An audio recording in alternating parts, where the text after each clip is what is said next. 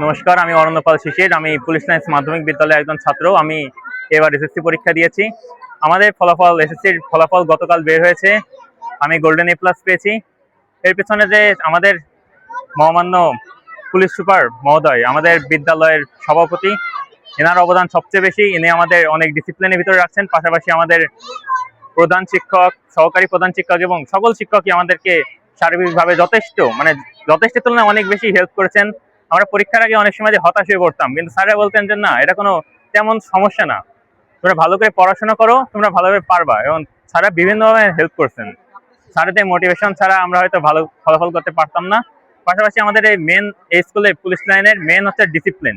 আমরা ডিসিপ্লিনের ভিতর ছিলাম বলেই আমরা ভালো রেজাল্ট করতে পেরেছি। যাই হোক, আমরা গোল্ডেন এ প্লাস পেয়েছি। আমার ইচ্ছা যে একটা ভালো কলেজে অ্যাডমিশন নিব, আশা রাখি করতে পারবো। আমরা আপনাদের কাছে আশীর্বাদ কামনা করে আজকের মতো বক্তব্য শেষ করছি।